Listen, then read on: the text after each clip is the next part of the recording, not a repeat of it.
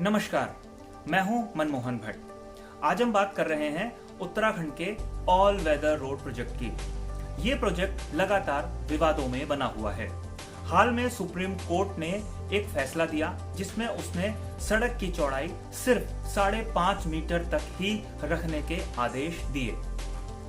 एक high power monitoring committee की सिफारिश के बाद सुप्रीम कोर्ट ने यह फैसला दिया और साथ में ये टिप्पणी भी की कि केंद्र सरकार चाहे तो इस पर रिव्यू पिटीशन फाइल कर सकती है।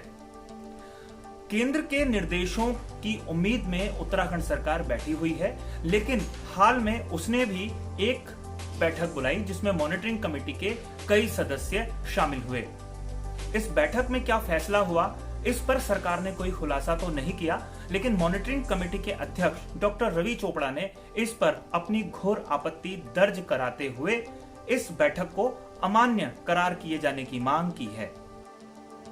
वह अनाधिकृत है और माननीय सर्वोच्च न्यायालय के आदेश के उल्लंघन में हुई है।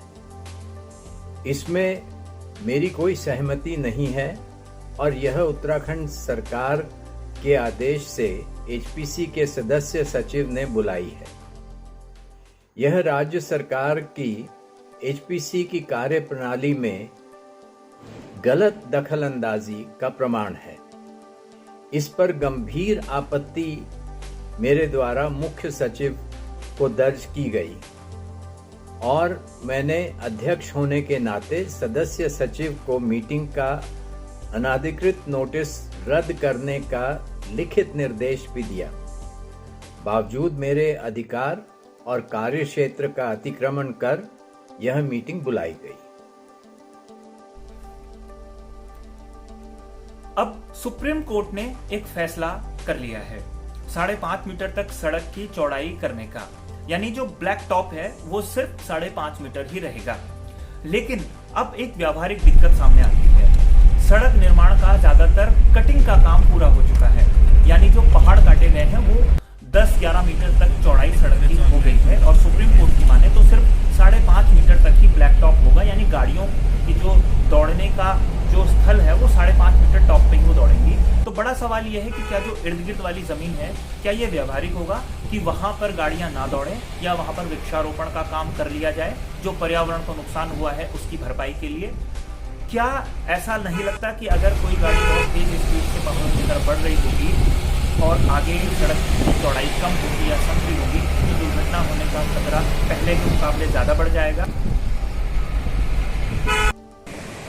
ऑल वेदर रोड प्रोजेक्ट कई मायनों में बहुत महत्वपूर्ण है।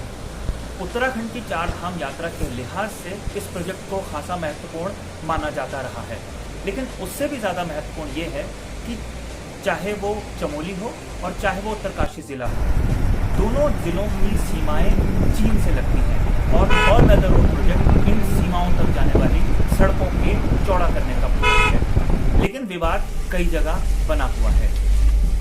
कई जगह सड़क दुरुस्त हो चुकी है, बन चुकी है, लेकिन कई जगह सड़क के निर्माण का काम जारी है। कई जगह पहाड़ों की कटिंग अभी होनी है। 900 किलोमीटर लंबी ये सड़कें अलग अलग जगह बनाई जानी है। 12,000 करोड़ रुपए का ये लगभग प्रोजेक्ट है, लेकिन सुप्रीम कोर्ट के ताजे फैसले के बाद इस प्रोजेक्ट के पूरा होने पर संशय बना हुआ है।